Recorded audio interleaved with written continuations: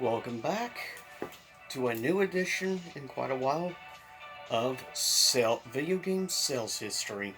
This time we're going to be looking at the sales history of Sega consoles, and that will include even add-ons. So let's get it over with, shall we? Let's begin. First up, we will be first up in the category of Sega consoles. The first one would be known as the SG-1000. It was a early prototype, I guess you could say, for the next console. The Sega, or rather SG-1000, was released only in Japan, and it was estimated to have sold about 1 million or a little less than a million. So it was more a prototype testing out with the SG-1000. Not many games know of. Also very expensive to collect, if you're at all curious. Look it up though. The SG-1000 is almost a virtually unknown console. But yeah, it sold a little less than a million units total.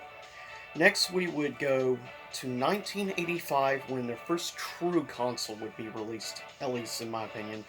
That is, of course, the, in my opinion, criminally underrated 8-bit console, the Sega Master System, which did not succeed, unfortunately, in North America, nor was it successful pretty much in almost anywhere in the world except the UK and Brazil.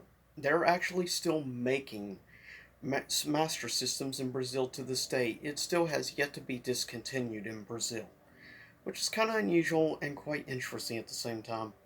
The SG-1000, by most estimates, have it around 13 million units have sold worldwide, and of those, they estimate between 7 and 8 million of those units sold in Brazil. So, like, over half of its total global sales come from Brazil. Then we move on a few more years to the first true Sega console that most people remember, and that was the first console I actually ever owned. And that was the, of course, Sega Genesis, also known as the Mega Drive. Released in 1988, it was estimated to have ended up selling around 35 million units in its lifespan. By far the most successful Sega console of all time. And it was actually very successful in North America. Funny enough, the Genesis was more successful in the US than anywhere else, which is weird to think about. Each Sega console was more successful in one specific area of the world than the other, which is very confusing and odd. But yeah, the Genesis was actually very successful here in America. At a time, at its peak, it controlled around 52% of the US game market shares. Then we look at the also releasing in 1991 was Sega's first attempt and main attempt at, of course, a handheld, and that was a little device known as the Sega Game Gear, which was basically a handheld equivalent to the Master System. Though it could actually run some games better than the Master System, it was far superior to the Game Boy. And it's right. And the fact they also had a backlit screen, though it ate batteries like no one's business, it would devour like 8 double A's or something like that, 6 or 8 double A's within like 3 hours. So yeah, it was very expensive. Unless you had the AV plug into the wall, though, kind of defeats the purpose of handheld, but that's what I did a lot of the times. I personally have fond memories of the Game Gear, with a few great handheld Sonic games, as well as Collins was fun on it, and Echo the Dolphin. But the Sega Game Gear would end up selling around 11 million units total. So it was by far one of the most successful handhelds that was non-Nintendo, though both Sony handhelds would end up doing better. In the 90s, when this came out, it was the number 2 best selling handheld, right behind, of course, though, the overwhelmingly successful Game Boy. But Game Gear, still, for those of us who remember the Game Gear and had one in the 90s, it does have a little nostalgia for it. Next, we go on to look quickly at the 2 add-ons that were released. for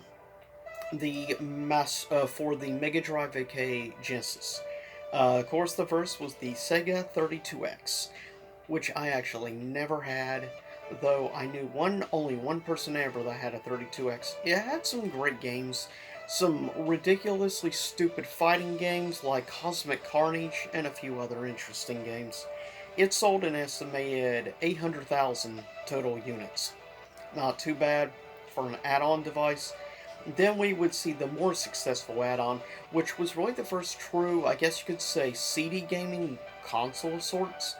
That being, of course, the Sega CD, which would see many classic, or what we would know today as classic JRPGs and stuff, were first released on this and then ported to PS1, like the Lunar games, Lunar Silver Star Story, or Lunar 2, Eternal Blue.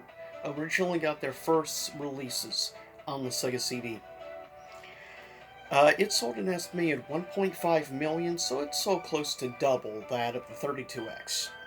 But to be fair, it actually did have some great gems on it. Next, we'll quickly move on to 1994, when we would see the release of course, the Sega Saturn, which, as time has gone on, I have come to appreciate the console more.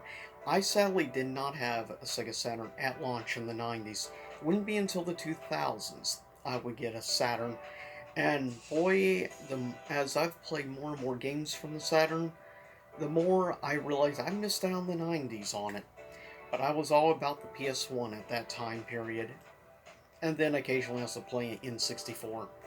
Like, I did not know anybody who owned a Saturn, unfortunately.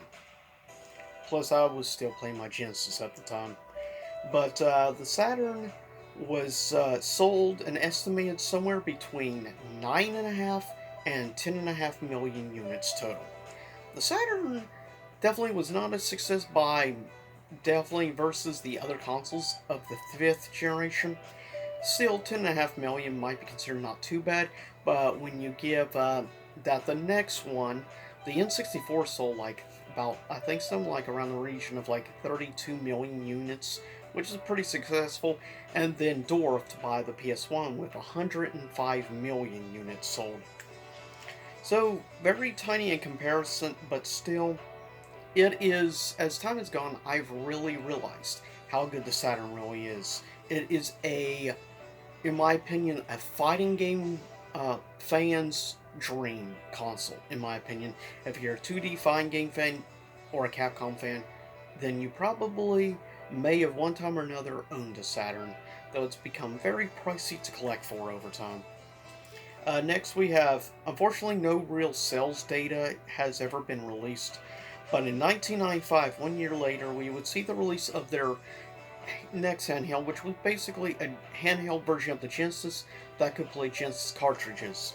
Of course, that would be known as the Sega Nomad, which has become extremely expensive to collect for in recent years. It is more expensive than pretty much any other Sega console. Like, if you want to get it, it's going to cost you around $3 to $350, and that's even excluding box. If you want complete in box, you're looking at like $500 or $600. It's ridiculous what the Sega Nomad is going for. Then we would see the release of the final console, which would be the first console I would ever pick up at launch. And that is, of course, unfortunately, the final Sega console in its lifespan. As a hardware developer, of course, that was, in my opinion, my personal favorite console of all time, the Sega Dreamcast. Now, the Saturn was extremely successful in the Japanese market, like others in other markets. Funny enough, the Dreamcast was more successful in North America, like the Genesis. So I guess you could say many people in America consider the Dreamcast the true successor to the Genesis. Since the Saturn never really caught on over here, though, that was partially due to some of the stupidity of some of the higher-ups at Sega at the time, unfortunately, is why the Saturn did not really pick up here in America. But the Dreamcast actually did do very well. Surprisingly, I knew 2 other people that had Dreamcasts, where I did not know anybody who had a Saturn. But yeah, I actually knew a couple of people with the Dreamcast. Great console. So many good memories with games like Sonic Adventure 1 or Crazy Taxi, Jet Set Radio, or rather, also known as Jet Grind Radio. Of course, games like Power Stone, Cannon Spike, uh, Marvel vs. Capcom 1 and 2, Capcom vs. SNK 1 and 2, Shamu, um, Blue Stinger, which is an underrated horror game gem in my opinion, Nightmare Creatures 2, a lot of other great stuff. But that would be the last console, by most estimates, when it released in 1998 in Japan, and then, of course, on 9/9 1999 for $199.99. Yeah, it was a whole gimmick thing. Still, it was kind of a cool gimmick, but it would end up selling estimated just a little bit less, unfortunately, than the Saturn. The Dreamcast sold an estimated 9.3 million units by most estimates. That means legitimate sales estimates, not from Wikipedia, where people can change stuff whenever they want. But with that said, it is unfortunate how, at the end of the day, how Sega would end up. Though they would still continue on throughout the years with game franchises like Sonic, of course, and franchises like I'm happy now with the resurrection of Virtual Fighter. Hopefully, Virtual Fighter gets new life now. Introduces a whole new generation of fighting game fans to that great series, which I have quite a bit of nostalgia for, as well as many other hidden gems throughout the world or franchise and consoles like Panzer Dragoon, Panzer Dragoon's Y, Panzer Dragoon, of course, or, Saga, as well as many others. But with that said, I'll see y'all next time. Stay safe. Hopefully, enjoyed the retro wave choice I made today in the background. And I'll see y'all next time and stay safe. Hopefully, enjoyed this edition of Video Game Sales History. But with that said, I'll see y'all next time, and let me know if you'd like me to do one of these also on PlayStation. But I'll see you soon enough.